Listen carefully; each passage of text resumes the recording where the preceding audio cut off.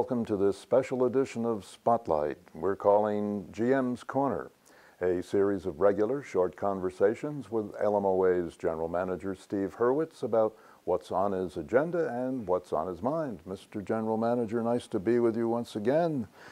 Well, life seems perhaps to be getting a little bit easier for a couple of groups of folks here at the lake, those who like to jog and those who like to walk. Understand we've got some marked pavement track almost layouts for walkers and joggers that are going to keep them safe and keep boundaries. Why don't you tell us about how did this come about and who's doing it? Well, Ron, this is a very exciting development. The board, 18 months, 2 years ago, and even a little bit further than that, was interested in helping people that like to get out and walk, jog, push strollers. We have all of that. Bike ride. And a lot of that happens on Jefferson for kind of geographical reasons. If people take off from their house and they're at Jefferson, you know, they tend to continue on Jefferson. And of course, you have a challenge there of the traffic and so forth. Yeah. Even at 25, it still is a matter of constantly stepping aside.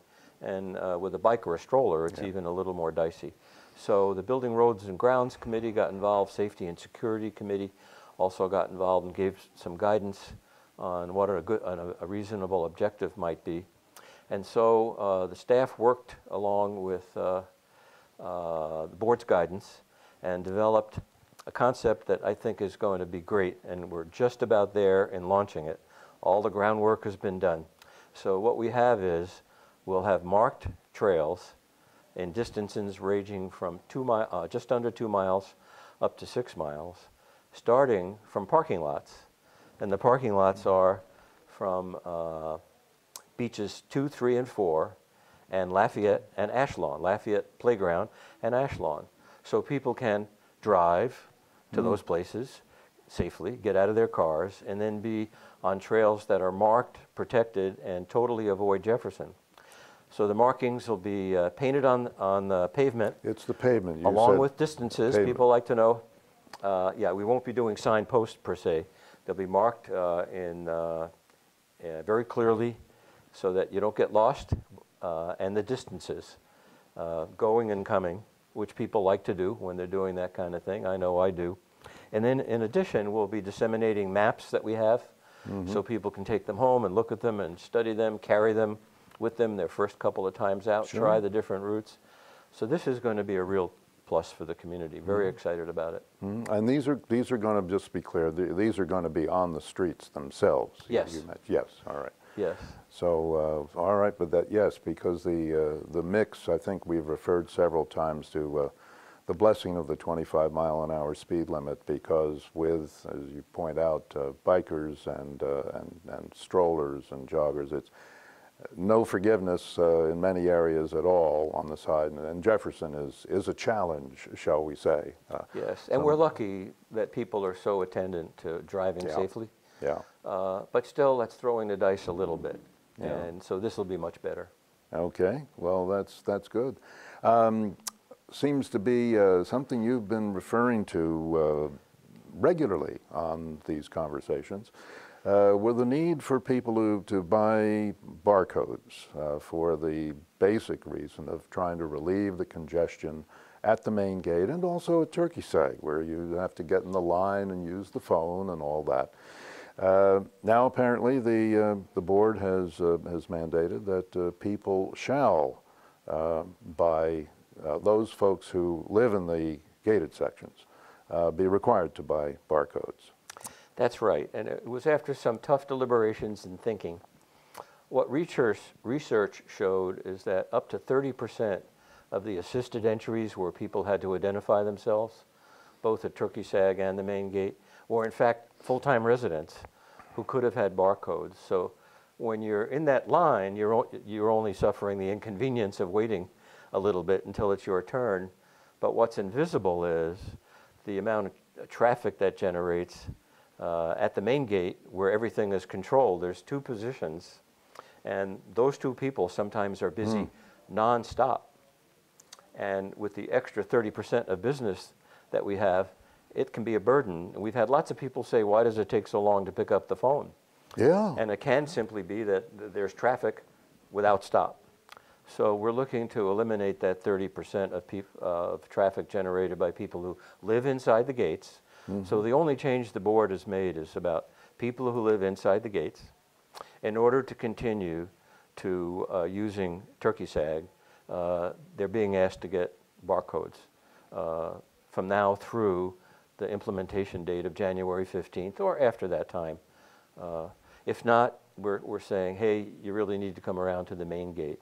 We're sorry that's inconvenient for some folks, but there didn't seem any other way to parse it out. In the meantime, we're grateful for the comments and questions people are sending in. We'll be publicizing that through all the means, kind of a Q&A about the different combinations of contractors, guest lists, guests who are not on a list, and all the other kinds of visitors that come and go, to make sure everybody's clear that that is not being changed much, and that we're looking forward to only improving the operation at the front gate. There's something that many people may not know. The front gate is not just for waving people in, it's also the police operations center. Yeah. So distracting them from their duties is really not a good idea. They handle all kinds of emergencies and other things that happen at the lake. For example, during the hurricanes, they were a main point of coordination and communication that we all relied on 24/7. So there's this other important duty that we want them to be free to concentrate on, or at least as free as possible. And of course, there is, on the plus side for this, there is the added flexibility that gives to the residents, because there may be times when they want to use, for whatever the reason, another gate. Or actually, there have been some times when there has been a malfunction or an accident or something that has prevented them from using their preferred gate, and you need a workaround. Absolutely true, and for $10 it seems like a great convenience. I know, making my rounds related to my job, I use all the gates Oh, Sean, but all you the do, time. yeah. But even in with private matters, I find myself coming back from Charlottesville and thinking, you know, I really want to go do something on the other side from where I'm living, and it's convenient to come through a relevant gate. Absolutely. All right. Well, see how this just all works out. It'll probably just be absolutely fine. And getting to this lovely time of year, I know people are starting to think about shopping, but a lot of people here at the lake are starting to think about it's the budget crunch time, which is a very, very involved, serious process involving a lot of committees, a lot of people, obviously a lot of staff here at the lake. What's the status of budget workup right now? Well, you're quite right. There's been a tremendous amount of work. The committees really dig in, roll up their sleeves. It's really something for me to see for the first time. Here, it's awesome how much thought goes into it. So the budget's been naturally presented, proposed, and refined again. And the board, in fact, this Thursday at its meeting is looking at the budget yet again. So I encourage people to, if they have any thoughts about it, if they want to see what's in it, they can look online. The board agenda and package is there, and that material's included. And then if people want to comment, they're more than welcome to come to the meeting and comment. Or if that's inconvenient, they can watch it on TV. And then in addition, any inputs anyone would like to make, we welcome that. Any means they'd like to. Email is the best, so we have their words. Phone calls are kind of tough on technical matters like that to convey exactly what people want conveyed. But we obviously, the board is very interested in comments from the community. It is the community budget, and the board is very mindful of that. So I look forward to a real good result. And you know, the staff's job is to use those resources effectively. And I can tell you we are very committed to that once the budget is approved. All right, and approval, does this come this month or in December? December. December, okay. So, this will be in effect almost a first reading. Not quite. Not quite, but okay. It has some of the looks of a first reading because it's a thick document and there's a lot in it. All right, okay. Now, we have basically, we referred to in the past also the changeover in the leadership at Food and Beverage. Andrew Kerner's been on the job now and has made some changes to menus, done some employee training, and how are things going? Well, really great. Food and beverage is a tough business, and we're looking for continual improvement. So we had a stand down for 3 days that Andrew Kerper wanted to do, and that was approved. Community's been very considerate in that matter. Didn't get many negative comments about that whatsoever. In fact, I don't think we got any. And so Andrew got a lot of training done. He's brought in some new staff in key positions. And in fact, it's a little too early to tell, but currently the Sunday brunch, which is a big fan favorite, which is now here, was a huge success this past Sunday. And with the volume of business really at a record level. So, you know, we hope that means people liked it and will continue to patronize this place, the pub, continue to patronize the pub, where a lot of the emphasis has been put. In the meantime, you know, Ashlawn is definitely in the picture, and Andrew has plans for that, in addition to special events and so forth. And I'm sure we'll be getting into that in due course, not very long in the future, but we're very pleased with the results so far.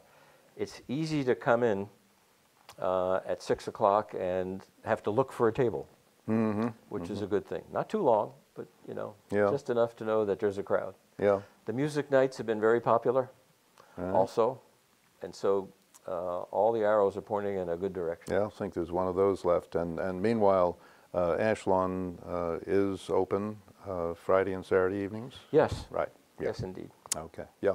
Sunday brunch, going back historically, used to be an extremely popular event here at the lake, and so it's good to know that it retains some of that strength.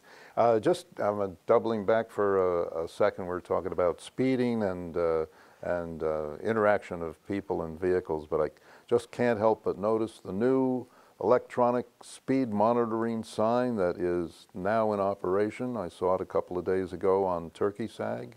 And, you know, your speed is marked against, everybody knows it's 25 miles an hour.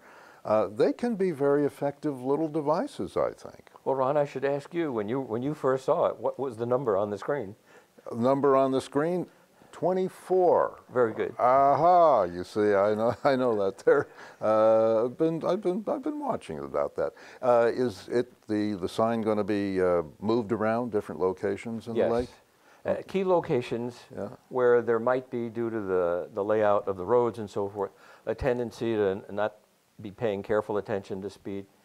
I think there's no doubt that in our community, with the nature of the roads and the traffic that we have, the foot traffic and so forth, even just the vehicular traffic, 25 is a good speed limit. Oh yeah. And this is kind of a no-fault situation. I've already had someone, indeed on my staff, say that the sign told them 29 and they slowed down immediately, realizing, you know, we're not exactly taking pictures and fingerprints and all, but it's meant to inform people. And of course, the great majority of people are going to be mindful of it once they're reminded. You know, maybe 100%. Yeah.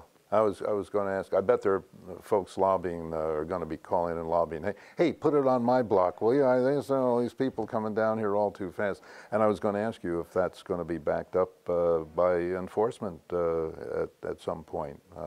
Well, enforcement now is the officers, when they're out patrolling in their squad cars, and people may not know that those vehicles, there's equipment in those vehicles. The officer is able to tell your speed when they're behind you, when they're stationary and you're coming by, or when they're going in the opposite direction. Yes, indeed. It's all calculated, and they can turn around pretty fast. Yeah, oh yeah, they're well schooled in that. But, you know, they're like anybody. They would really rather not have to do that too much. So, of course, everyone's encouraged to watch the speed limit. We do have a lot of children in the community. And there's every reason why the speed limit's Right. a good thing to watch. Yeah, it's for everyone's safety. Well, thank you for bringing us up to date once again, and it's a pleasure as always to be with you.